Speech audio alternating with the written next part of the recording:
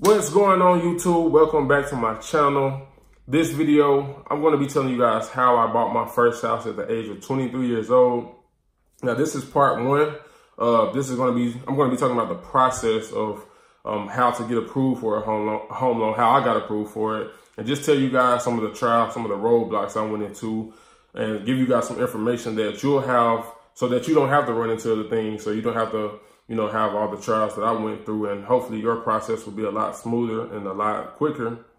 I've been seeing a lot of young people on social media posting about wanting to get their first house, but they pretty much just don't know where to go, where to start, feel like they have to have $60,000 to put down when that isn't the case at all. And so I just wanted to give you guys some information that I've experienced and went through at a very young age. And hopefully it'll help you guys and encourage you guys to get that first house. And in 2020, we'll have a lot of first-time new home buyers. Now, the first thing I want to recommend you guys, I'm going to recommend 3 things to make sure that you have in order before you actually start pursuing purchasing a house. And the first thing and the most important thing, I can't emphasize this enough, make sure your credit is straight. Make sure you have good credit. Credit in this situation is more important than having a lot of money. And I say that because I know people with a lot of money, but they can't get approved for a house simply because their credit score isn't good.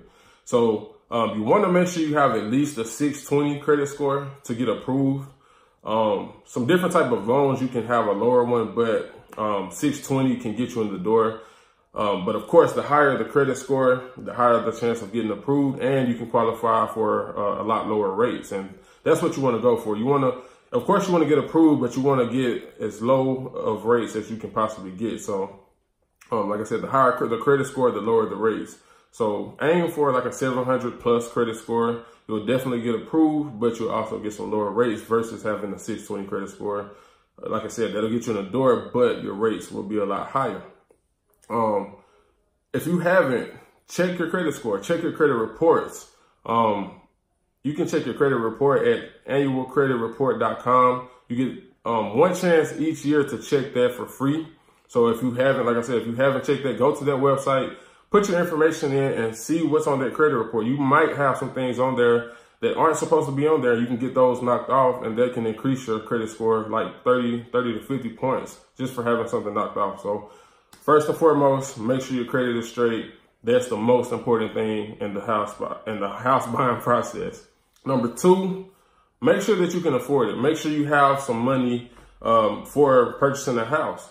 You have to have some documents to provide to the banks, to the lenders, and they're going to want to see bank statements. So they're going to see that you are financially stable, that you can afford this house that you're trying to purchase.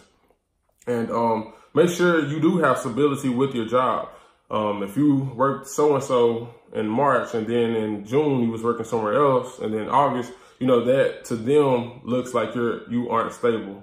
You're pretty much bouncing around everywhere with jobs, and they're not sure that you can be consistent with the job and have that consistent income coming in. So make sure you have at least 6 months of steady income on your bank statements. Make sure that it's enough to be able to afford a mortgage, because you can have a steady job, but if you're making $1,500 a month, they're not going to approve you for a mortgage that's $1,300, because that's already taking all of your income right there.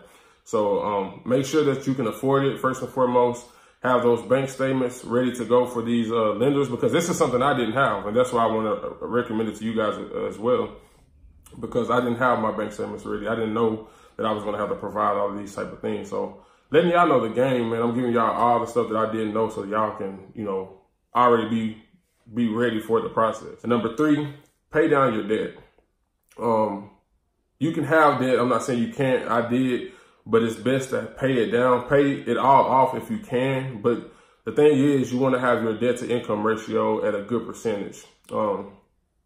Most people say have it at least a 50%, but I was told to have at least 36% of a debt to income ratio. And for those of you that don't know what a debt to income ratio is, it's pretty much saying how much you pay in debt a month versus how much you make a month. And the way you calculate your debt to income ratio is you add up all your debt that you pay a month. So let's say you finance some furniture. Let's say you have a car note and What else? Let's say you financing something else. Let's say your total monthly debt payments are $1,000. That's $1,000 for good math. But let's say you're making $3,000 a month. So the way you will calculate that is you would take that $1,000 that you're spending in debt a month, and you would divide that by the $3,000 that you're making from your job and income, and then you would get 33%. So that's your debt to income ratio is 33%, which is well below 50% and still below the 36%. So if you got your credit good, your bank statements are good, you're financially stable, you can afford the mortgage, and your debt to income ratio is good, that's pretty much, you already in the door, you're ready to get approved. So those three things are what I would recommend you guys to have in order before even going and seeking the next steps of actually purchasing the home. Two of those things are the three that I just named, I didn't have ready. I didn't, I was financially stable, but I didn't know that I was going to have to provide all these bank documents and things like that. Fortunately enough, I had just got promoted not long before, and I was making a lot more money. So, but as far as paying the credit down, I didn't know about that. I didn't know about the debt to income ratio. So that's why I'm providing all this information to y'all, so y'all will know beforehand. Y'all don't have to waste any time. Y'all will have all of it in order. So once you have those three things in order, then we can start the process. First thing you want to do, get pre-approved. And I say this because we didn't get pre-approved. We were like the typical couple. We was on Zillow and Realtor.com on the apps on our phone. We would press the little heart button where you can favorite the houses that you like. We would be sending screenshots to each other all day, telling each other this the house we like, personally. But the time came that we was actually going to pursue buying a house, and they started putting us in a pre-approval process, and we didn't get approved for as much for the house that we were pursuing. Versus if we had got pre-approved first, we would have known to not be looking at those type of houses, because we would have known that we would have got approved for this amount. And so getting pre-approved will save you a lot of time, and it lets you know what you can afford. And for those of you that don't know, I'm just going to explain. The pre-approval process is pretty much taking your credit scores from the three major credit bureaus, your TransUnion, your Equifax, and your Experian, and they gather all that information, and whatever they get from that information, they'll come back and say, based on this, we can approve you, or based on this, we can approve you for this much. So knowing what you can get a pre-approved for up front will let you know, okay, I got approved for $250,000. I'm not going to go look at all these houses for $300,000. I'm not going to be on Zillow looking for all these houses that's more than $250,000. So getting pre-approved, again, it saves you a lot of time, and it lets you know what you can afford up front before you even start going and viewing houses. Another thing with getting pre-approved, if you're getting approved individually, of course, they're going to run your credit score. But in our situation, we were engaged, and they ran our credit score together. Now, running it together, we didn't get approved for as much. So what we did was ended up leveraging my credit. I had the higher credit score at the time, which was a 740. And so we ran my credit alone, and we got approved for a lot more. And so I would also recommend that if you're engaged or getting married, if you are a boyfriend and girlfriend, I do not recommend you guys to try to commit to purchasing a house. You're not going to hear that from Quay Scott. You're not going to say, Quay Scott said, well, no. Only if you're engaged or getting married. I don't recommend anybody that's just boyfriend and girlfriend to get a house. Man, I'm in here sweating. It's hot. But, yeah, that's the pre-approval process. Once you get pre-approved, I would recommend finding a real estate agent. Finding a good real estate agent. They do a lot of the legwork for you. I think the hardest thing we had to do was actually go and view the houses. We were introduced to our real estate agent, and we literally gave her a criteria, and we gave her the locations of where we were looking to live at. And within less than 24 hours, she sent us 3 separate emails with the 3 different locations with a lot of houses to go look at.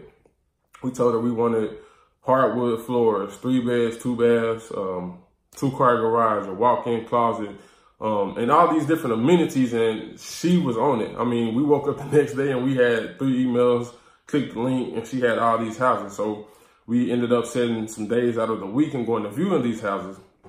And let me tell you a great benefit of having a real estate agent. They have a lot of access to things that we don't have, that the general public don't have access to. The house that we actually closed on wasn't even on our list. We were looking at houses on our list, we was going from one house to view the next house. On the way to view the next house, we stopped in front of a house, and she called and was like, "Do you guys want to, check this house out?" We was like, "Yeah, for sure. Let's go." But the thing is, the house didn't even have a for sale sign. So, without us having her, we probably would have rolled past it because we didn't even know that it was for sale. And that's a benefit of having a real estate agent. And we walked in, and I had the biggest smile that I've had at any house that we walked in. I hadn't smiled in any other house. But the point I'm making is, had we have not had a real estate agent, we would have rolled straight past that house. And I mean, that's the house we ended up closing on. So that's a really great benefit of having a real estate agent. Also, they have a lot of knowledge. They have a lot of expertise. They see things that you're not going to see as a first-time home buyer. We were in some of the other houses, and although we didn't close on them, it was small little things that they were pointing out that we wouldn't have even looked at or thought to look at. We want to make sure it got the stainless steel appliances, the hardwood floors, but they were looking at things that wasn't appealing. For example, something might have had a small little crack in it, and they knew from experience that in 2 years, this would become a bigger problem, and you're going to have to pay this amount of money for, that right there. And things like that are great benefits to having a real estate agent. And also, they have a huge network. They have a lot of people they can refer you to. Our real estate agent referred us to our lender and some insurance people that we ended up going with. So that's why I'm saying that it's a great, it's great to have a real estate agent on your team for those type of benefits that were provided to us. And our real estate agent was Rashana Dangerfield. I'm gonna put her information in the description. If you guys are looking for a house, trying to buy your first house, she is a phenomenal real estate agent. Tell her Quay Scott sent you. And yeah, she's really great. Next, understand the specific loans that are made specifically for first-time home buyers. Now, this goes back to the point of you don't have to have $50,000 and $60,000 to put down. They have special programs and special loans specifically for first-time home buyers. And whereas usually, if it's not your first house, you would have to put down 20% of the purchase price, which may equate to $40,000 and $50,000. But for first-time home buyers, you can put down as little as 3%, 3.5% of the purchase price. They have special type of loans. They have the FHA loan, the USDA. They have VA loans and several other different loans made specifically for first-time home buyers. Our house, the purchase price was like $248,000. We put all together in total, including the inspection fees and the appraisal fees and all the fees that go into buying a home, we paid a little bit over $7,000 total. So we paid less than $10,000 for a nice house. I mean, it was just built. It was only one owner in it before us. It was built in 2016. We bought it in 2017 for less than $10,000. So you don't have to have all that money that a lot of people think that you have to have. Like I said, we spent less than $10,000. So understand those first-time home buyer loans. Your lender should be explaining that to you. Your real estate agent will explain it as well. So like I said, that's another reason why it's great to have a good real estate agent on your team as well. And last but definitely not least, understand that buying a home is a huge commitment. You're no longer renting. This isn't an apartment, and it's not a rent house. If something breaks, you have to pay for it. If your sink breaks, you can call the front office and ask maintenance to come up and fix it. If your toilet is clogged up, you can't call your landlord and ask him to come fix it. You got to fix it, or you have to pay someone to fix it. Just a few months ago, our garbage disposal and our sink, something was wrong with it. And I'll be the first person to tell you that I am no handyman. I'm not even going to act like I know what I'm doing when it comes to fixing things, whether it's a car, house, sink, toilet, whatever. I don't know nothing about it. I don't want no parts of it. But, so I had to, get on Google and find a company to come out and fix it. And we ended up having to pay $160, but that's part of the commitment that you accept once you become a homeowner. You have to start paying for those things that break. It's not if, something happened, it's when something happened. And that's why, again, it's important to make sure that you're financially stable. You have some money saved up for those type of situations. So I didn't want to leave that out. Like I said, it's last, but it's definitely not least. So understand that. That's it, man. That's the process. This is part one.